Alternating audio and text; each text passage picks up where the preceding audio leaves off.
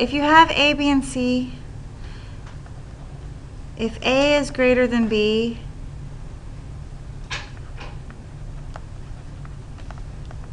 and I add the same thing to both A and B, then it's still greater, right?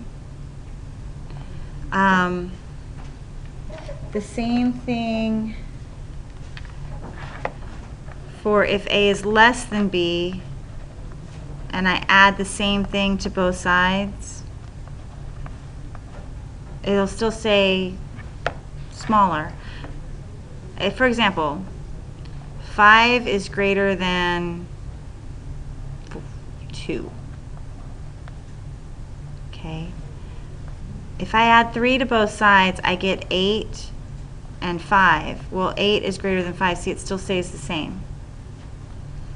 1 is less than 10. If I add 4 to both sides, I get 5 and 14. Stays the same. Okay, so here I added 3, here I added 4. Okay, now we're going to use that truth to solve an inequality. And what you do is you solve an inequality exactly the same way as you solve an equation. So if I had x minus 12 equals 8, I would add 12 to both sides. So I'm going to do the same here. I'm going to add 12 to both sides. And so I get x is greater than 20. This inequality symbol stays the same. You just bring it down. Wait, can you do that again? Yeah. Okay. Since I'm doing x minus 12, I'm going to add 12 to both sides, right? Okay. And then bring down the inequality symbol the exact same as it was. 20. So if x minus 12 is greater than 8, then x is going to be greater than 20. Okay. So if I have d minus 14, since it's minus, I'm going to add 14 to both sides. And then I bring the inequality symbol down exactly the same as it was. And so I have negative 19 plus 14, so that's negative 5. Okay, so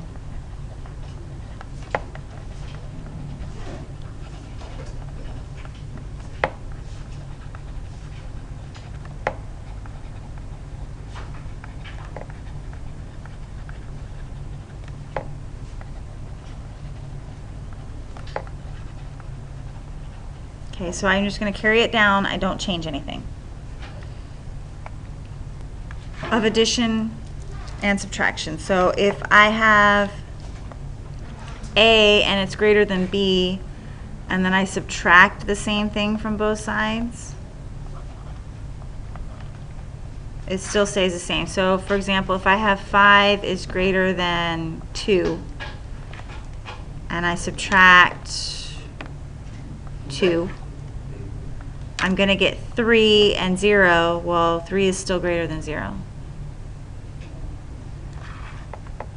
Likewise, if A is less than B and I subtract the same thing from both sides, it stays less. If I have 4 is less than 9, and let's say I subtract 3, I get 1 and 6. Well, 1 is still less than 6.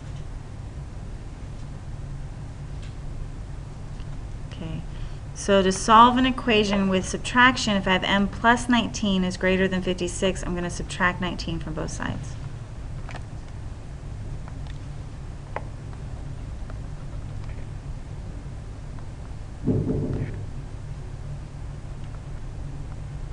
So m is going to be greater than 37. Again, I just brought this down. I didn't change anything. If I have p plus 8, I subtract 8 from both sides.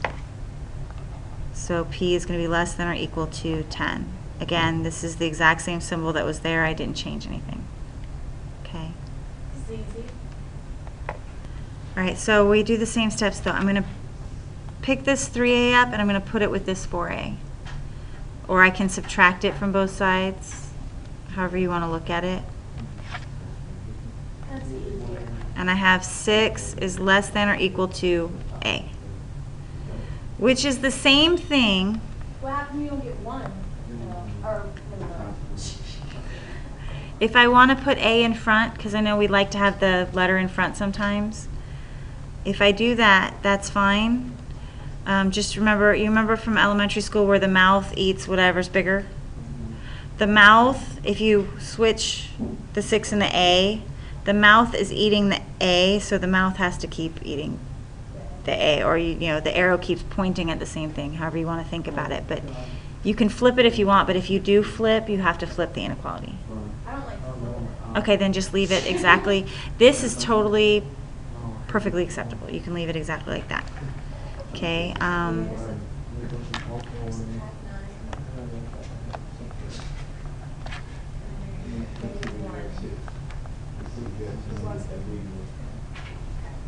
Good. Okay. Inequality phrases. This is less than. This is greater than. This is less than or equal to.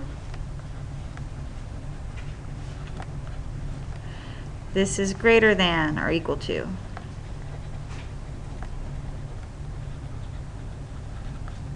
Now, less than can also be in a word problem. Fewer than.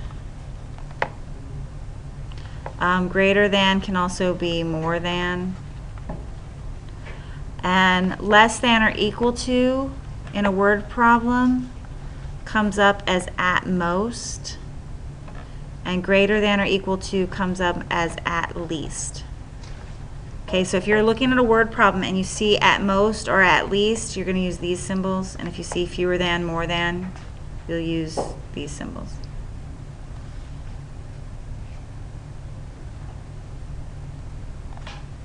Most, and then I'm giving you a less than or equal to symbol, it seems sort of wrong. But if you think about it, if I tell you I have, you know, if you say, oh, how much money do you have in your wallet? I could say, well, I have like at most, I have like 20 bucks. That means you have $20 or you have less than $20. So it's kind of backwards. Or, you know, how much money do you have in your, you know, to go out tonight? Oh, I'm like, I have at least, you know, 30 bucks. That means I have 30 bucks or more. Okay. So, Felipe needs for the temperature of his leopard gecko's basking spot to be at least 82 degrees. Okay? Right here, at least 82 degrees. We're going to have greater than or equal to 82 degrees. Okay? Currently his basking spot is 62 degrees, 62.5. So we want to know how much warmer does the basking spot need to be. Okay, so this is asking us right here, what temperature do we need to add?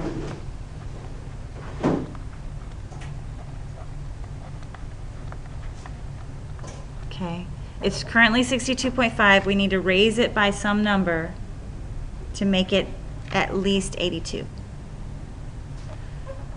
Okay, so we have 62.5. We're going to raise it by some number, and that's going to make it at least 82 degrees. Okay.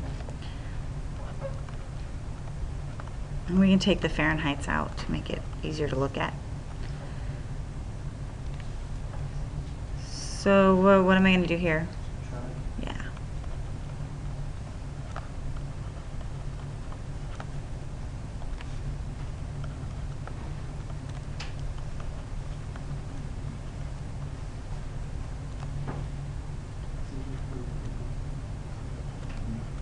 So I need to raise it at least 19.5 degrees. That'll put it right at 82, and if we, if we raise it 20 degrees or 22 degrees, that's fine because it'll be more than 82, which is what we want. Solving inequalities by multiplication and division. Okay, so the multiplication property is kind of like the addition and the subtraction properties. If I have A and it's greater than B, and then I divide A and B by the same thing, it stays, oops, sorry, multiply, not divide, multiplication. So I multiply A and B times the same thing, it stays greater, and if it's less than, it stays less than. And so if you think about that, if I have 12 is greater than 4, and I multiply them both by 2, 24 is greater than 8. Or if 3 is less than 9, and I multiply those both by 4, 12 is less than 36.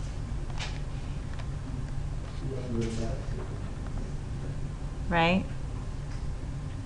And the same thing holds true for division. If A is greater than B and then I divide A and B by the same thing, it stays greater. Or if A is less than B and I divide A and B by the same thing, it stays less.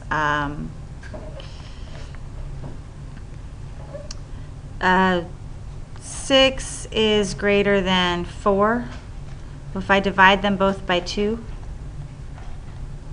I get 3 and 2. 3 is still greater than 2. 10 is less than 15. I don't want to use 15. We'll say 25. If I divide them both by 5, 5 is 2 is less than 5. Okay, so I can take an inequality and I can multiply both sides by the same thing and it doesn't change the direction. Except, now this is only true if C is positive. What is true? That all of this is true if C is positive. Okay. If C is negative, we flip the inequality sign. So for example, if I have 2 and that's less than 5, and I multiply both sides by -2, I end up with -4 and -10. 2 is less than 5, but -4 is greater than -10.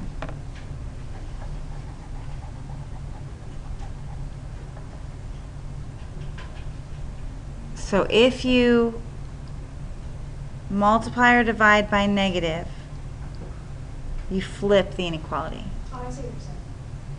Okay? Does that make sense? Right. So, here I have x divided by 4. So I'm going to multiply both sides by 4.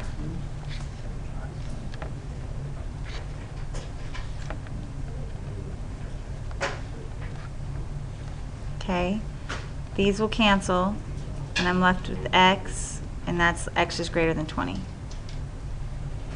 So all you're going to do is, when you see division, you're just going to multiply. Here, I'm going to be multiplying by a -3.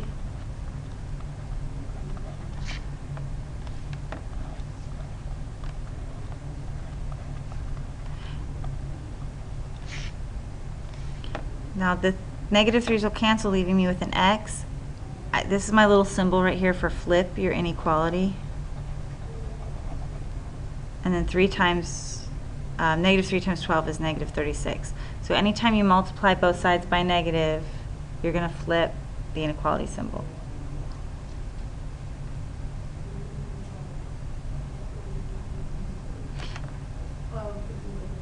Because I multiplied by negative, so Oh, it's gonna be 36? yeah, 12 times negative 3.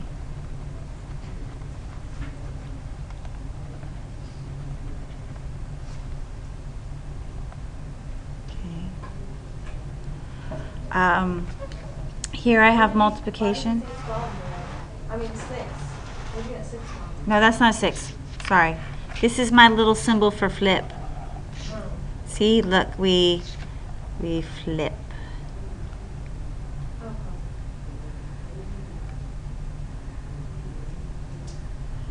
Okay. Here I'm positive, so I'm dividing both sides by a positive. Now you'll notice this 18 is negative. That doesn't matter. The only thing that matters is what I'm actually dividing by. So this is going to stay the same because I divided by a positive.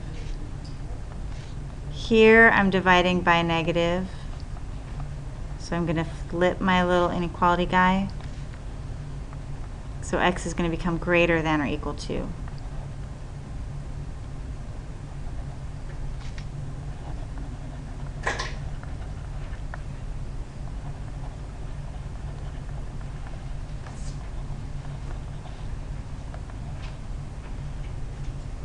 Okay, so if you divide by a negative, you also flip. Okay. Now, fraction. We can either do this in one step where we multiply by the reciprocal, which means you're dealing with a fraction. Or we can do it in 2 steps where we basically ignore the fact that there's a fraction. So I'm going to start with 2 steps. So what I'm going to do first is I'm going to multiply both sides by the denominator. Okay? Which leaves me with the numerator.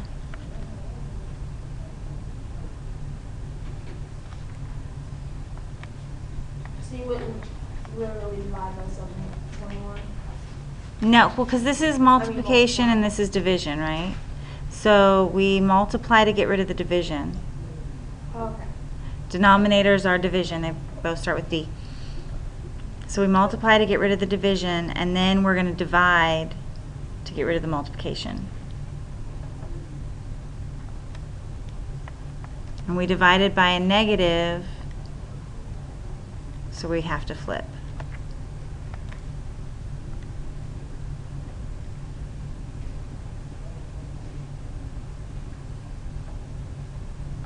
So for the next one, you're going to multiply by 3? Which is going to leave me with 1 is less than negative 30. I know. Then I'm going to divide by 4. Okay, 4 does not go evenly into 30, but they're both even, so I can reduce it and divide them both by 2. Or I can put it in the calculator or divide it without the calculator and get 7.5. These 2 answers are identical. For the example you just did, Good catch. See, everybody makes mistakes. No, you were not. Which is going to give me, let's see, 21 divided by 3 is 7, so it's going to be negative 49. Thank you for catching that, Paige.